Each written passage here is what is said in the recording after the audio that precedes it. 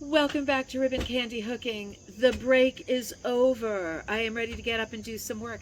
I had a question when I was out speaking yesterday to the Nutmeg Guild in Connecticut. We were talking about how different people have different methods for transferring a pattern. For example, if you get a PDF or free download, like I just put out 2 free downloads, when you get that kind of thing, like for many people, beginners and people who've been hooking forever alike, have the thought, well, how am I going to get it from the computer or from my phone onto the backing of the fabric, right? Because it feels like there's 100 ways that you could do that. And different ones are good for different people, and different ones are good for different backings, and different ones are good for different sort of complexity of the design. Super busy designs are not good with every transfer method. So I want to show you the simplest way that anybody can find something that they want to blow up on their phone, like a PDF download, and get it from looking at that picture on a screen to on your backing fabric. Let's do that right now. Okay, so now I found an image on my phone. It's one of my own designs that will be for the Mystic Carpet book that I really love, and I want to transfer. It's not a busy design, so this technique is going to work, right? So I'm going to look at my computer now. I'm going to show you what I'm going to do with printing it on my computer so that I can choose how big I want the finished design to be. Okay, so here I am at the laptop, and I have saved my image here. It's called VW Witch. I saved it to my laptop. Now, if you have an image, you need to save it somewhere, right?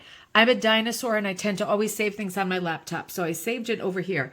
I'm going to open it up.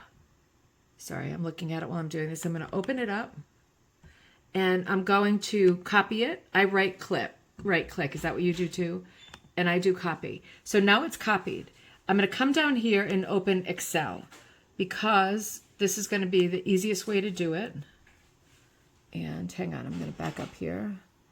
And I'm going to open up Excel, right? And I'm going to open up a blank sheet. I'm holding the camera and doing this at the same time. Now, you see how it opens it up, and it's the cell is A1 as opposed to, for example, Z99, right? I want to be up here in A1 because I want the image to be way up in the corner, right? Flush in the corner. So I'm in A1, I'm in that first cell, and I'm going to paste. I do Control V to paste, right? And here it is, right? Big like this. Now, this is only a piece of it, right? Because it made it really big. Now, I take the cursor onto the image. There's my little cursor. And I right click. And it's asking me, which of these things do you want? I want to do size and properties. Your computer might be different than mine. Doesn't matter, right? Doesn't matter. Go to size and properties. And I know that I want to print this image with VW Witch to be about 16 inches wide. She's wider than she is tall. So I'm going to come over here to width. And right now it says 16.67. I'm going to backspace it and just do 16. And watch, it's going to change the ratio. Did you see that? It changed from 15 to 14. So I know now the width is a 16. And the ratios are in place because I can see, you see that box that says lock aspect ratio? That means that if I change this to 16, the width, then the height is going to change too because the ratio is locked. That's what I want because otherwise it's going to come out distorted. So this is all set. All I do now is I want to print it. And in Excel, print is under file. So I come over to print, to file, and I find print. There it is. And there's only one other thing that I do. And this is just an OCD thing. You don't have to do it. But you see where it says normal margins? I always change that to narrow. Just try to save a little bit of paper, right? So I do the narrow margins. And it shows you a preview of how it's going to come out. It's going to print every sheet. And it's going to start with this corner one. And altogether, the sheets are going to equal an image that is 16 inches wide. And then I print it just like that. So I'm going to press print, and then I'm going to put my pictures together, my pages together with you. Okay, so I print it, right? So you might have to check those steps again or write them down because it's not intuitive. For me, nothing on the computer is intuitive. That's why you practice, and once you figure something out, that works reliably, you do it all the time. So this technique, using Excel to blow up your image, your picture to the correct printout side to transfer apples to apples, right, size-wise onto your backing fabric. This isn't the best for every method, but it's good for designs that have simple lines, and you're about to see why. So I printed it out. Does this look familiar? This is the corner of the image we just saw on page 1, right? So all I've got to do now, and this saves you, this using Excel to make it the size that you want it to be, you tell it what size, that saves you going to Staples, for example, and having them printed for you, because you can do this at home. Most computers do have Excel. So I'm just going to come down here with me. I'm going to cut it out, and this is how I'm going to cut it out. It's like, oh, Deanna, we know how to cut stuff out. Yeah, I know. I usually do this on my, I'm just going to show you some stuff that you might go, oh, spaghetti-o, I would have screwed that up. You want to cut off the margin. You don't want to cut off every margin, right? Because they can overlap a little. You just cut off the margins you need to cut off. That one will match perfectly to this one, right? So it overlaps like that. Next question, where's my Scotch tape? Sometimes I do this, usually I do this with my paper cutter because it's just quicker. But since we just moved, guess what? Can't find my paper cutter. So doing it with a pair of scissors, that works too. So I match it up, I trim off the margins, I match it up, and then I trim off these margins here, right?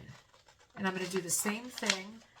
I'm going to put it all together with Scotch tape, and then I'm going to get ready to tape it onto the screen door that has lots of light coming through, because it's the late afternoon, but we still get a little light.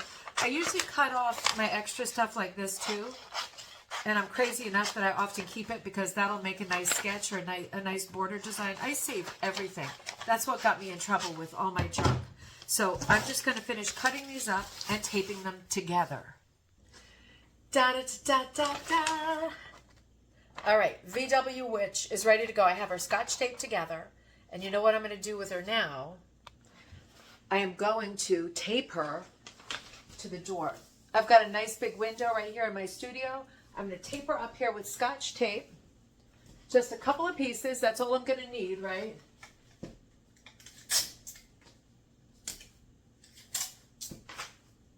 Is this the most sophisticated way to transfer something? No. Does it work as good as anything? Yeah, it does. So I have her Scotch taped up. Now, I haven't tried this part yet. I was looking for a piece of linen that would be a good size. Obviously, that's not it. That's a little bit too small. Hang on, let me find another piece of linen. You know, maybe that was a happy accident, because now it made me think about what backing material do I really want. I always go to linen.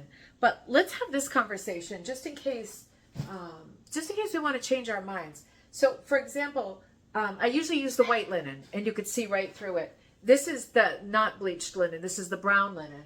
And I can still easily see through that. No problem. So, and Teddy, I'm recording a video. Rug warp. Let me find a piece of rug warp. Let's try that too, because that's thicker. Okay, this is a piece of rug warp, which is much thicker, 100% cotton rug warp. I can still see through it fine for tracing it. It is getting to be evening. It's like 4:30 here, and it's summer, but we're getting right to the edge. So rug warp will work fine too. On a day that was less sunny and bright, I don't know.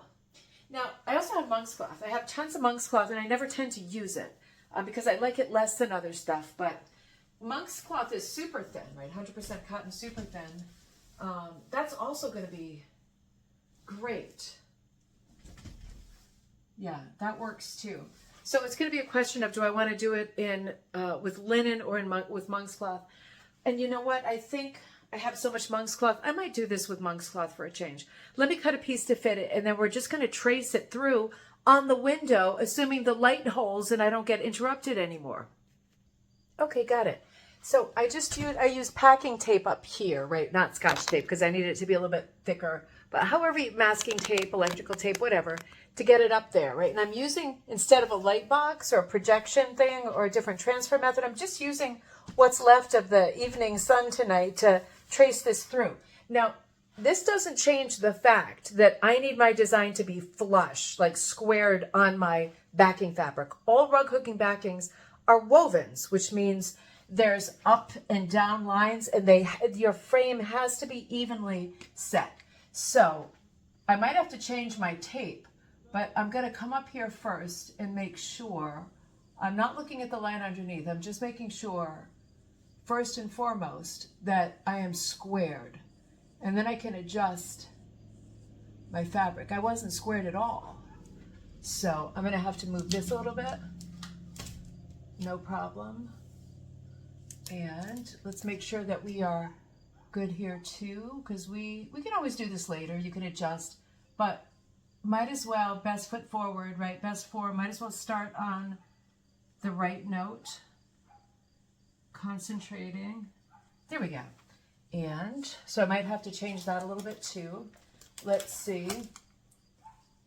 Just get yourself squared up, right? You could alternately, you could trace the image and then square it. That's also possible, right? You could trace the inside image and then square it and hope that you're pretty dang close. So here we are, right up here. Pretty good.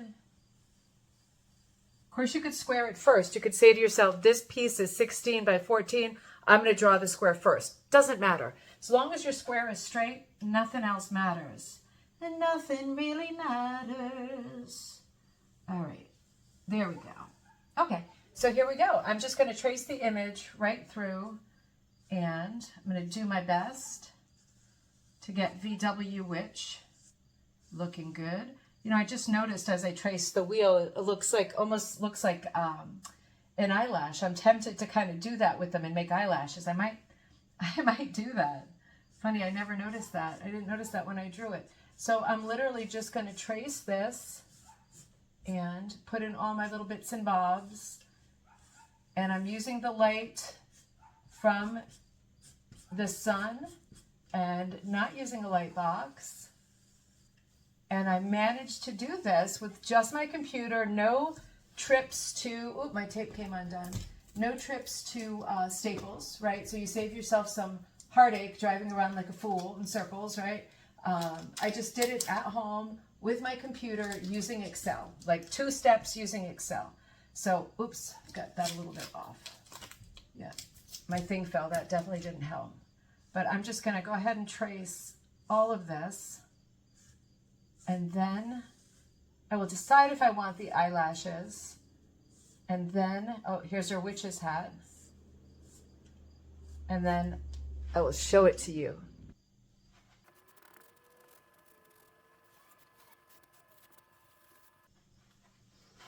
Looking good. I really like it. It's great. It's exactly what I need, right? Let me push this back.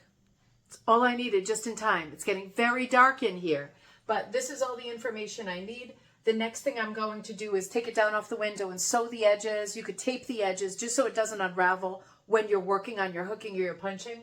But this all came out great. I did turn these both into eyes, so they're a little bit different. I think I'm going to make them into little eyelashes. And if you're wondering, is she going to hook it in like Scooby-Doo colors? Of course I am. But this works great. So all I did was I chose my image, I copied it, I opened Excel, I copied it into the A1 cell, that top left-hand cell, the first one. Copied it in there. It was big when I put it in. I right-clicked on it, and I told it what size I wanted it to be. And I made sure that that lock ratio button was ticked so that when it changed to 16, it didn't stay the other measurement and get really narrow or really big, right? You want the ratio to be the same.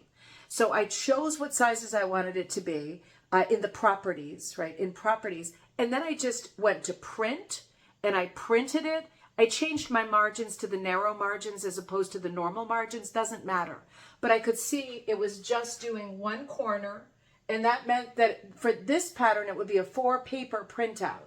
And in the end, it was. If I was making this 16 feet instead of 16 inches, it would be many pieces of paper. But you know what? It wouldn't make any difference. Your printer, as long as there's ink in it, would just keep spitting out those pieces of paper, and then you would sit down like I did and cut the edges, tape them so it's all flush, so the picture is all flush underneath. And then you're going to tape it somewhere where you have light shining through, and then you're going to tape your backing material of your choice up, and you're just going to take out your Sharpie and trace it. And then you can, best part, because you haven't left the house, right? Unless you didn't have any, this is classic, right? Paper or printer ink, right? Other than that, you didn't leave the house. And I just take it down and look it. My thing is ready to go. I'm ready to sew up the edges, secure the edges, put it on my hooking frame, and get going. I went from a picture on my computer to a finished pattern on my cloth. So think about all those great free patterns that are out there for you at Ribbon Candy Hooking. I also have tons of PDF downloads. So once you master this and you feel comfortable with this, you're going to be wanting to order, I shouldn't say it right because I have a business. A lot of people order PDFs that get sent on the computer, right? So it's just a file on your computer as opposed to a finished thing if you already have your backing, right? A lot of people do that because they feel confident that they can do this process, print them out, tape them together, either do it this way or with a light box or whatever your transfer medium is. This is instead of fiber tape or red dot or any of the other transfer methods, right? This is called Sunlight and it works great. I will see you next time at Ribbon Candy Hooking.